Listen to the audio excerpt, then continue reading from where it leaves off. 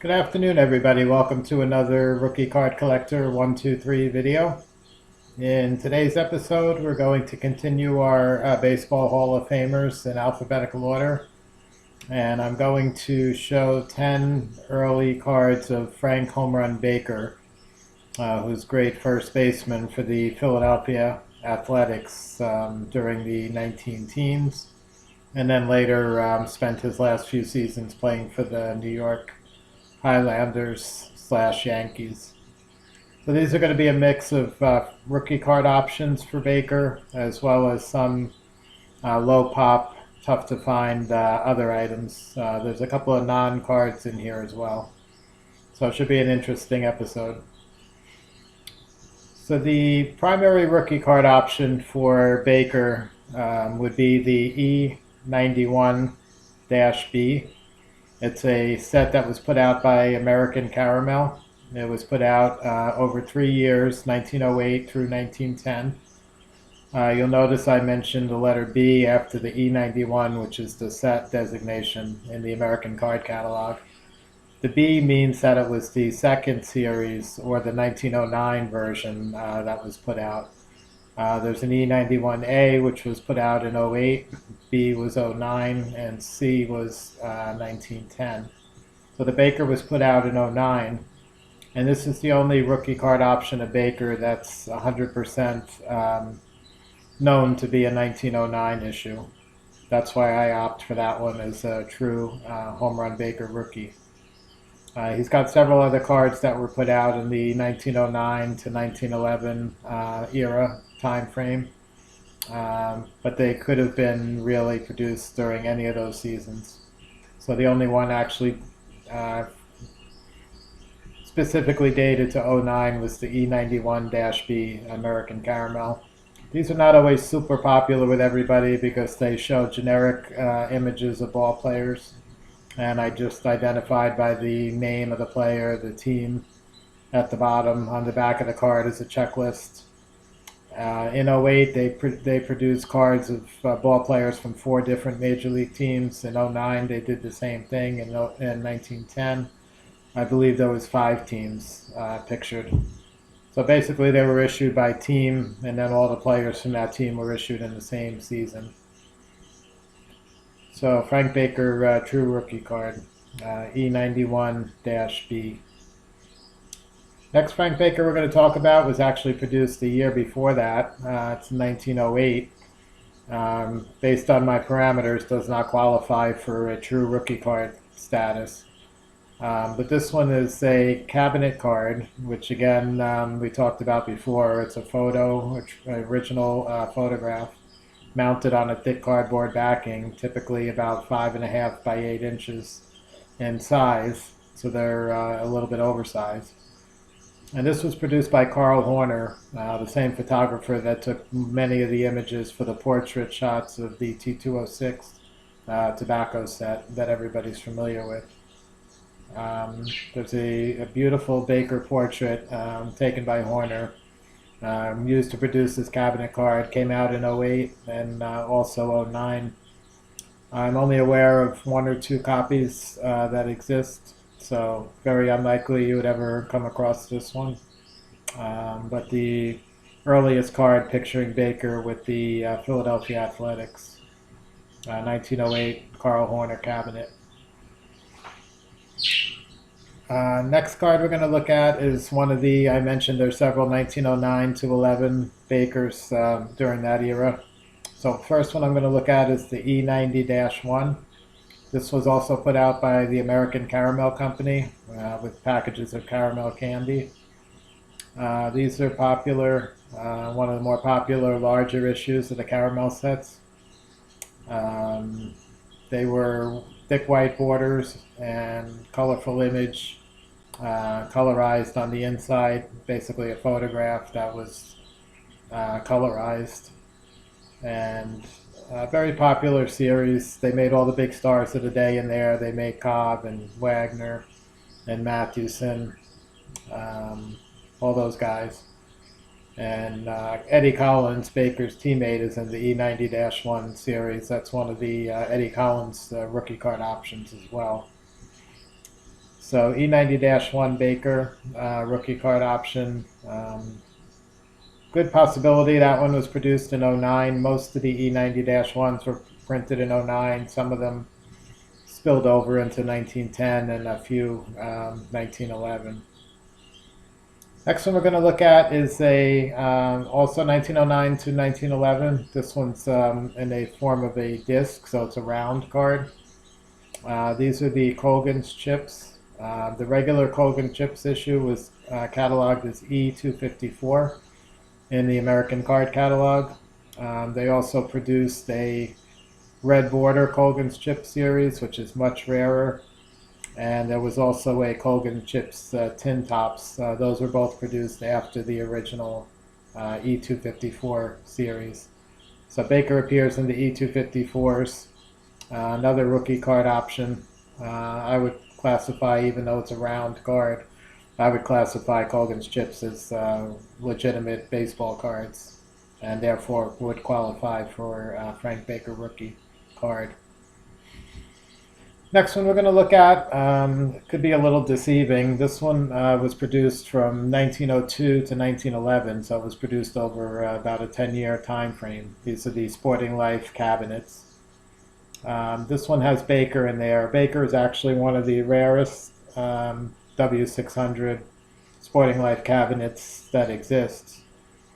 Typically the rarest ones were the ones that were issued in the later years.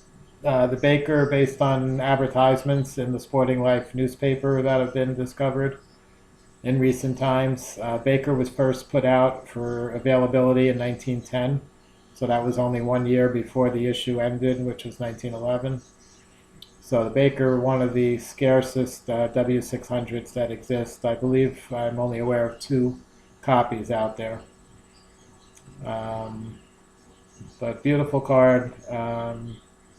Definitely a great rookie era option, and extremely tough to find. I would imagine if you do come across one, these are going to be super expensive in today's world.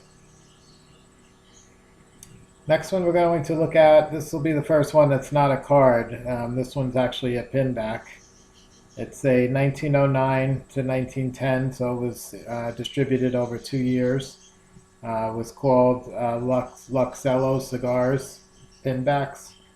Luxello is the tobacco brand of cigars that produced these.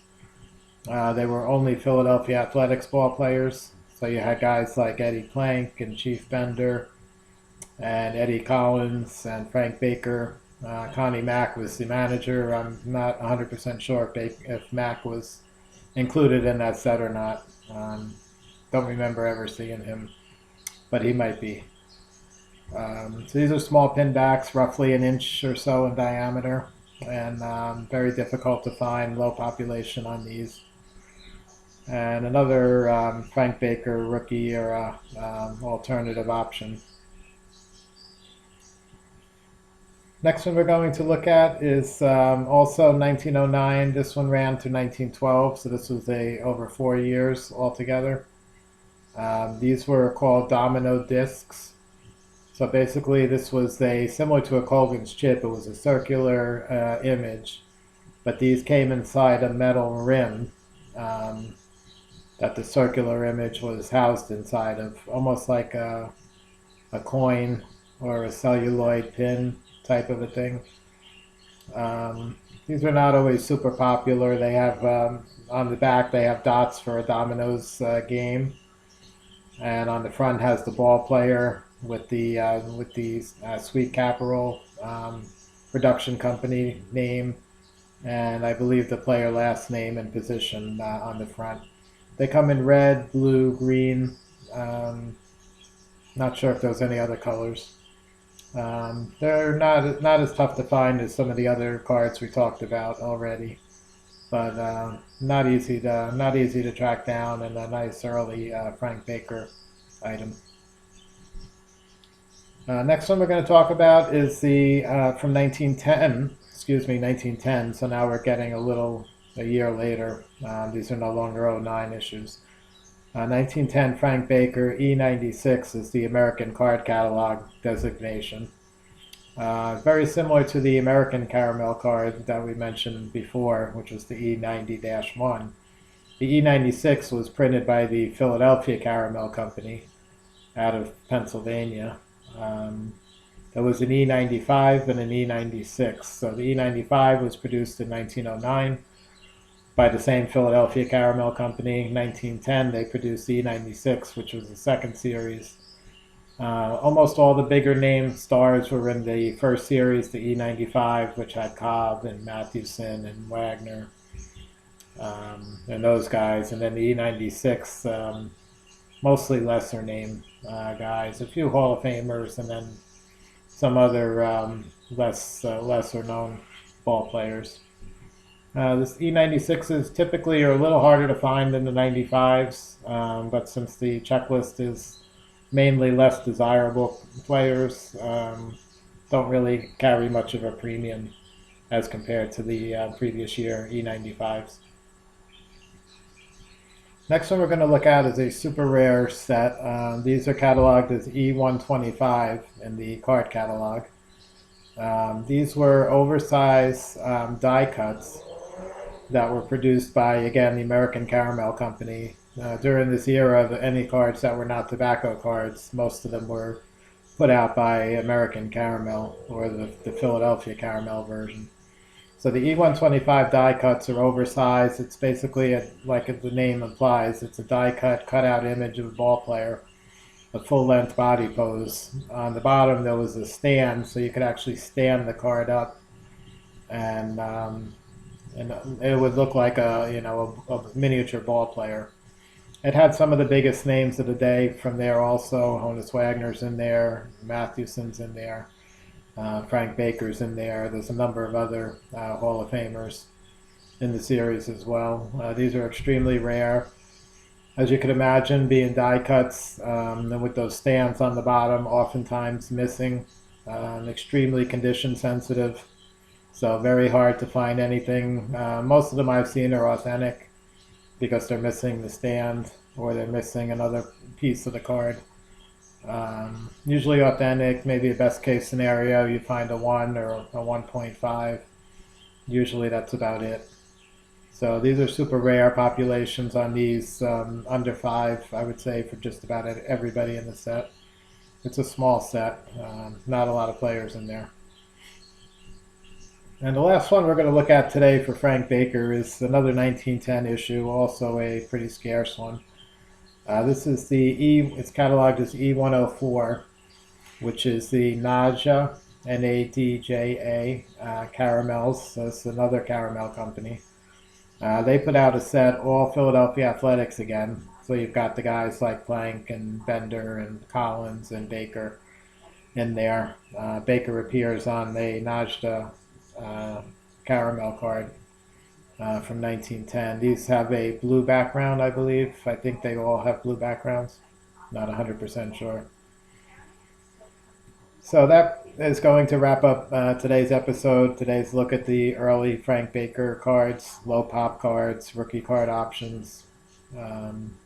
Baker played during an interesting period where there was quite a few card issues available, and some more attractive than others, and you just got to kind of pick out which ones interest you the most, and try to collect those.